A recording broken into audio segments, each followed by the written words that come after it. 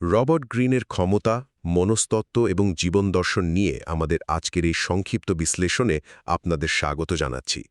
মানুষের ক্ষমতার লড়াই আর মনস্তাত্ত্বিক খেলা নিয়ে গ্রিনের এই যুগান্তকারী ধারণাগুলো কিভাবে আমাদের রোজকার জীবনের জটিলতাগুলো একেবারে জাদুর মতো সামলাতে সাহায্য করে, সেটাই আজ আমরা দেখব। প্রথমত, চলুন ক্ষমতার আসল খেলাটা নিয়ে কথা বলি। জানেন তো, গ্রিনের মতে ক্ষমতা মানেই কিন্তু প্রতিপক্ষকে আক্রমণ করে একেবারে গুড়িয়ে দেওয়া নয়, বরং এটা হলো মাথা ঠান্ডা রাখার একটা দারুণ কৌশল।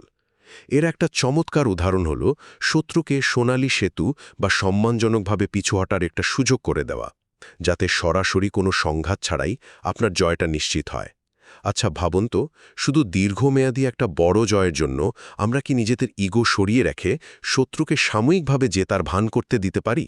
দ্বিতীয়ত, এই কৌশলগুলো সফলভাবে কাজে লাগানোর সবচেয়ে বড় শর্ত হচ্ছে চারপাশের মানুষকে একেবারে নিখুঁতভাবে পর্যবেক্ষণ করা।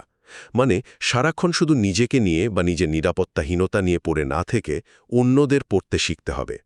বুঝতেই পারছেন, মানুষের শারীরিক ভাষা আর তাদের ওই নীরব সংকেতগুলো ডিকোড করতে পারাই হলো বর্তমান দুনিয়ার সবচেয়ে বড় সুপার পাওয়ার।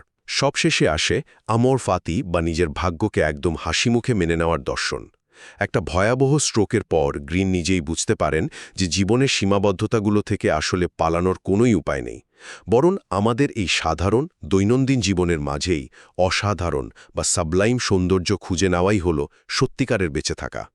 ক্ষমতার চূড়ান্ত রূপ অন্যকে অন্ধভাবে নিয়ন্ত্রণ করার মাঝে নেই, বরং চারপাশের জগৎকে নিখুঁতভাবে পর্যবেক্ষণ করে নিজের ভাগ্যকে শান্তভাবে মেনে নেওয়ার মাধ্যমেই আসে সত্যিকারের মানসিক জয়।